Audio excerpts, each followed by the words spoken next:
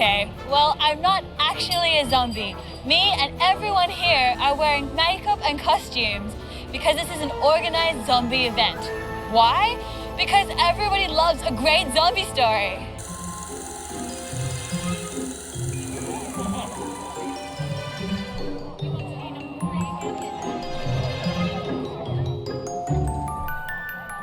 There's some serious maths and science behind zombie stories and films. So I've made my own zombie story to show you how some maths and science homework can actually help you if a real zombie attack ever happens. So what is a zombie? Well, here's what we know about the undead from films. They're really slow and seriously uncoordinated. They don't talk very much, and if they do, they only say a few words. And they're really angry all of the time. They have a blank face and they don't seem to recognize you, even if they know you before. And it seems like they're being controlled by something else. And let's not forget their favorite food, brains. And lastly, they're grey in color and they're covered in lots of open wounds. I mean, let's face it, they're a bit gross, really.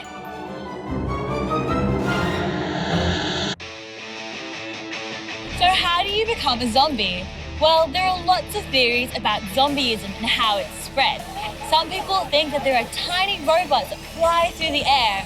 Other people think that it's chemicals. But me, I think that it's a disease passed on from zombies to humans. So in my story, the disease is a parasite, which is a tiny organism that has the power to take over the mind and control the body. The parasite does everything it can to make sure its host, me, is always feeding it and allows it to spread and infect as many other people as possible. More importantly, how did I become a zombie? Well, it happened like this. It was a lovely sunny day and I was just minding my own business when zombie attack headed for Sydney. There's 15,000 of them? Why did I choose this week to come to Sydney? Oh. Okay, time to prep. Now, scientists think if we're really skilled up, we can survive a zombie attack. And one of the most important skills to have is maths. It's a good thing I paid attention in school.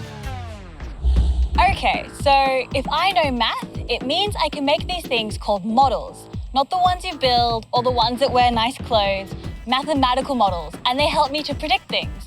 Things like how long it'll take for the zombies to get here, how likely is it that I'll be affected by zombieism, and how much food will I need to survive in my shelter for a whole year. Okay, first things first, I need to figure out how long it'll take for the zombies to get here. Now, the news reports have been saying they're about 100 kilometers away, and my smartphone is telling me that it'll take me 21 hours to walk that distance. But we know that zombies are really slow and they're really uncoordinated. So let's say it'll take them maybe 2.5 times as long. 1 hour. But we also have to take into account that they'll stop and try and take over all the towns. So we'll try and add in an extra 2 hours for every town they take over. Now, that will give us approximately 62.5 hours. Or 2.5 days for them to get here, which gives me plenty of time to set up my shelter and get my food. Okay, so how likely is it that I'm going to become zombified? Well, one thing I know a lot about is infectious diseases, but I don't know which one the zombies have. So I'm going to model a worst case scenario, which is the most infectious disease that I know, measles. So if one person is infected with the measles, they can spread it to up to 18 other people. This is why the disease spreads so quickly when you're sick with it at school or on the playground. Now, in my scenario, nobody's been vaccinated for zombieism yet because, well, we don't know what it is. But what's a vaccine? A vaccine is a special type of medicine that helps stop you from getting a disease, like chickenpox, for example. Now, we said that there were 15,000 zombies, and each of them can infect 18 people. Now that means immediately they're going to infect 270,000 people, plus the original 15,000, and that makes 285,000 people straight off the bat. Now, give them 24 to 48 hours, that's 5.25 million infected zombies in Sydney. So I need to make that zombie shelter and fast. And once I'm in, the door is staying closed. Later on Get Clever, I'm going to show you how to make a few design essentials so that you too can have a state-of-the-art zombie shelter. We'll also see what silly mistake led to me becoming a zombie.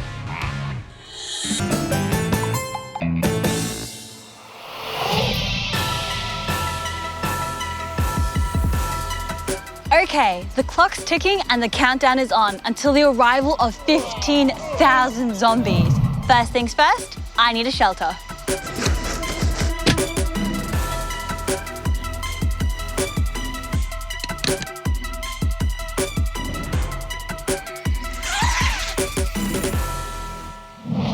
Okay, now for food. And I have to have food that won't go bad if I leave it out of a fridge all day long. So, yum. Here we go. Now, I'll need to have enough food for 365 days and 3 meals a day. That makes, 1,095 cans of beans. It's gonna be a lot of storage space for my beans and not a lot of space for me. Well, I've got my food situation sorted now, but I still need water to drink so I can stay hydrated. But with all of my beans in there, there's no way I can fit enough bottles of water to keep me going for a year. Plus, plastic isn't good for the environment anyways. So I'm gonna show you how to make water out of thin air. It's called a solar still. So to do this at home, you're going to need a cup, some leaves, some plastic wrap, a rock, some scissors, and a container, or you could always try and dig a hole in the ground. Take your plastic cup and put it in the middle, and you're gonna surround it with leaves. And you wanna make sure they're nice and green because what we want is the water inside them. We're going to cover it with the plastic wrap. Now you wanna make sure the plastic wrap isn't actually touching the top of your cup. Now this is very important and we'll remember this for later. Also want to make sure that there are no holes in your plastic wrap over the top of your container because everything needs to be sealed nice and tight. You want to take your rock and place it on top of your plastic cup so that your plastic wrap is now sinking in like this. You've basically made your own mini greenhouse.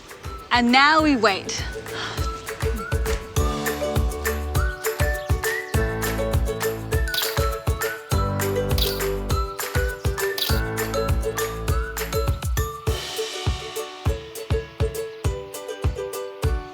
Okay, I didn't get that much water. It's enough for Teddy, but probably not enough for me. And the way it works is that the heat from the sun comes into the bowl but gets trapped there by the plastic. What this heat does is that it makes the water come out of the leaves and it rises up as water vapor. And then again, when it starts to cool down, trapped by the plastic, it comes together and down into the cup thanks to that important stone that we put there. And this whole process is called evaporation and condensation. And that's how you make water out of thin air. And there's still 10 hours to go before the zombies arrive. Time for some pics on social media.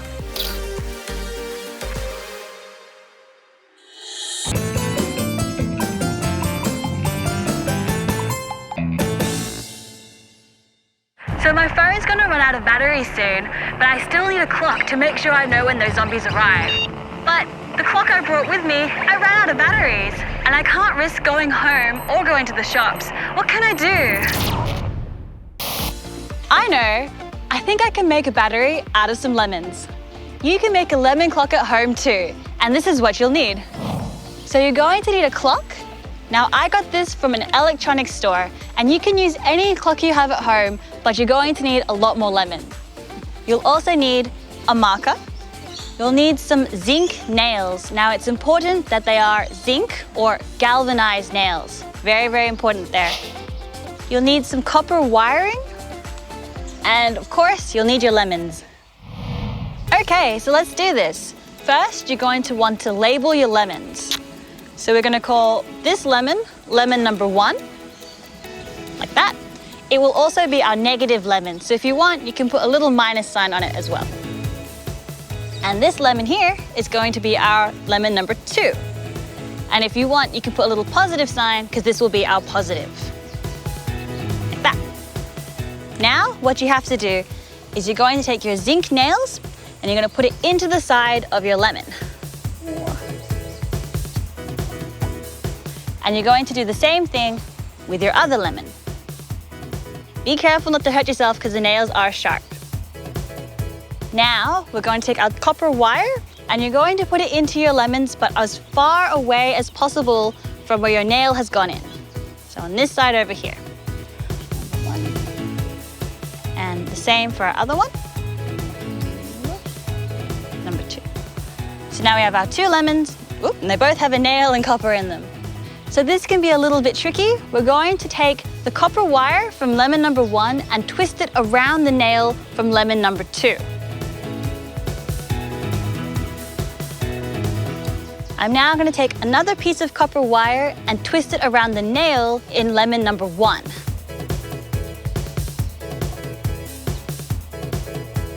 So you can see now we have our 2 lemons and they're connected together in the middle, and there's a copper wire on the end of lemon number 1. I hope you're all with me so far, because now we're going to attach it to our clock. On my clock, you can see that there are 2 wires, a red one and a black one. The red one is our positive wire and will go to our positive lemon. And our black one is our negative wire and will go to our negative lemon. Try not to get them mixed the wrong way around because your clock may not work. So here we will attach our red to one side and our black to the other side. So now our clock is working because we're using our lemons as a battery. So how does this all work? Well, everything that ever existed is made up of atoms, and the atoms have electrons circling around them. And now these are very, very important for how electricity works. So in the atoms of metals, the electrons are able to move around, and this flow of electrons is the flow of electricity. See how they sound the same? But why do we use lemons? Well, the lemons are acidic, which is what makes them taste sharp. And that acidity is what allows our electrons to go from the metal through the lemon to the other side. That's how we get a flow into the circuit for our clock. Uh-oh, there's only 1.5 hours until the zombies are coming. And I like my brain, I like it a lot. So I better get out of here and back inside my tent.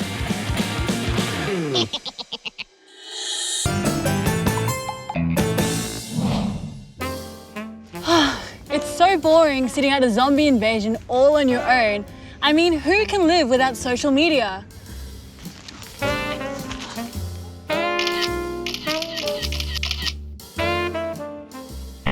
Oh, I only have 1 bar. I can't even post this flat layer of my beans to social media.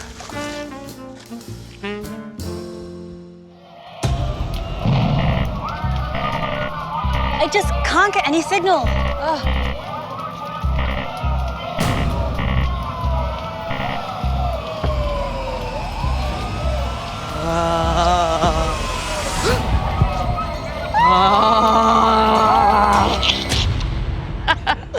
Okay, they got me. Oh, well, I guess it's a good opportunity for some more selfies. You ready? I'm ready. All right.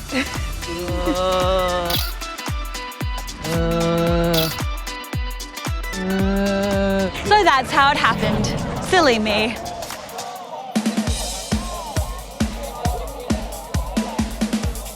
So remember how I was talking about what a zombie is and how they behave earlier?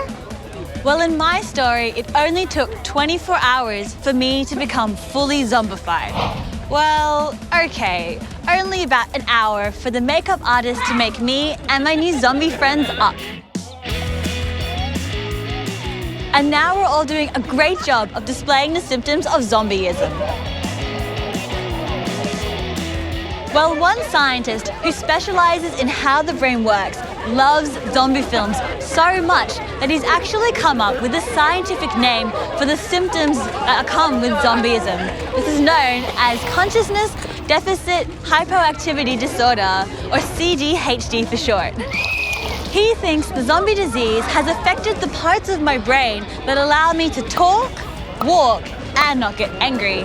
And also, my heart rate and my blood pressure would have dropped really low, which is why I'm this grey colour and I don't have that healthy looking glow.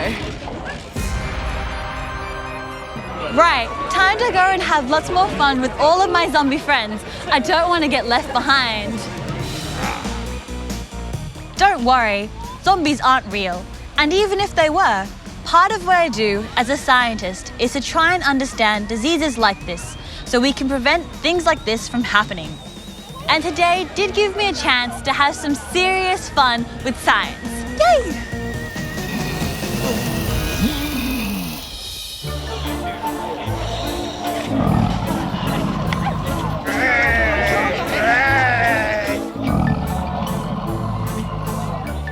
How long did it take you to get ready today? Oh, half an hour. Probably about 2 hours. There's a little bit of cheating. So some of this stuff is like tattoos and stuff that you can get that are temporary, so it won't last forever. Can you please give me your best zombie impersonations? Go! Awesome. No.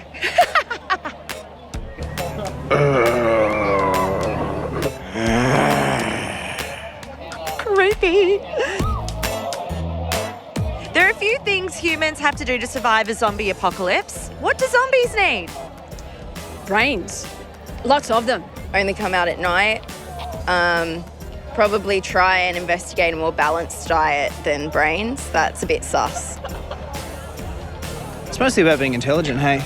It's just about staying low, keeping smart, and just finding good hiding places, I think.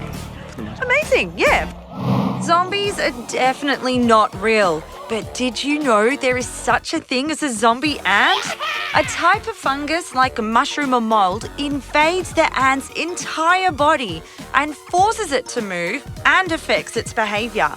The ant carries this parasite inside of them and it forces them to pass it on to other ants. Now that's a creepy crawly. Did someone say zombie selfie? Jump in!